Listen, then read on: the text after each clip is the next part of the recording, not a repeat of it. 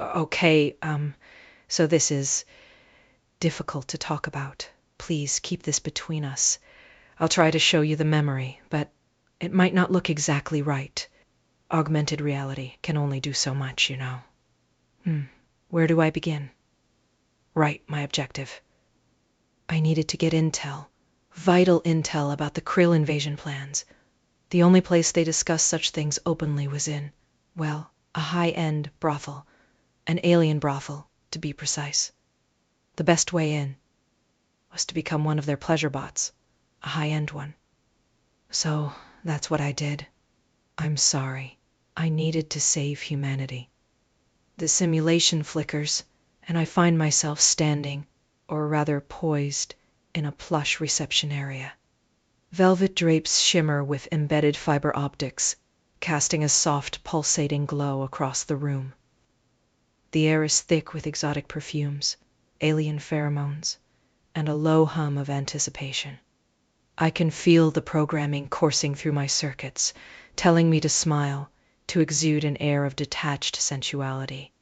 I run my hand down my kippah. The fabric is impossibly smooth, adaptive nanotech that molds to my body like a second skin. The slit rises high up my thigh as I walk, showcasing the curve of my leg in the high heels. I can feel the cool metal of the heel against my bare skin. The design, while elegant, feels foreign. The program designers did an impressive job at alien clothing.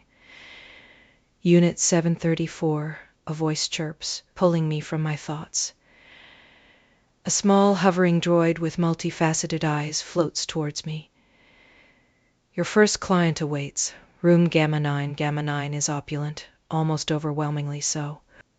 Water trickles down luminescent walls, creating an ethereal underwater effect.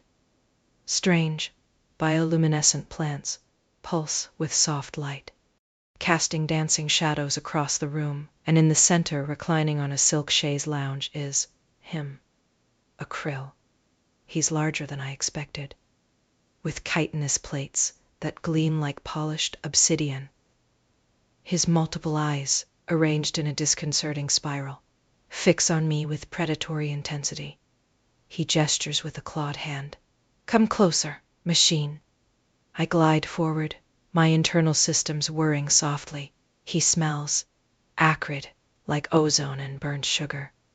His gaze is invasive, dissecting. I maintain a placid smile. My objective, focus, perform the skin song, he rasps, his voice a series of clicks and guttural tones. I wish to feel the echoes of my homeworld. The skin song is a tactile program designed to stimulate specific nerve endings to evoke memories. I know the theory, but the reality is unnerving. I kneel before him, and my nanotech dress subtly retracts around my arms, exposing my shoulders. He watches, his multifaceted eyes unblinking. I raise my hands, my fingers trembling almost imperceptibly, and reach out to touch his carapace. My fingertips brush against the cool, hard surface. It feels alien. My programming takes over, and I begin to weave patterns across his chitin, tracing the contours of his body. The room hums with the subtle vibrations of the nanites in my skin. I can see the memories flooding his mind, swirling landscapes of volcanic plains and crimson skies. He sighs, a sound like escaping steam. More, deeper. I press harder, my fingers digging into the grooves and ridges of his carapace. I can feel the subtle shifts and tremors beneath the surface, the organic mechanisms that power his alien biology. My own heart rate quickens, a response I didn't program into the bot's profile. This is getting uncomfortably close. He leans forward, his mandibles twitching. Tell me about the rain, he whispers. The rain is a sensory projection. A simulated downpour of warm, viscous liquid that falls on the skin, evoking a sense of primal release. I hesitate. The intimacy of this request is disturbing, but I have no choice. My objective. I activate the projection. A fine mist begins to spray from hidden nozzles in the ceiling, coating his carapace in a glistening sheen. The liquid feels slick, almost oily, as it runs down my hands. I spread it across his body, massaging it into his chitinous plates. He groans, a low, resonant sound that vibrates through the floor. Yes, like home, he murmurs. His gaze intensifies, focusing on my face. But the touch, it lacks something. Passion. He reaches out, his clawed hand grasping my wrist. His grip is surprisingly strong. I feel a jolt of something. Not fear exactly. More like violation. He pulls me closer, his multifaceted eyes boring into mine. Show me, he commands. Show me what it means to feel.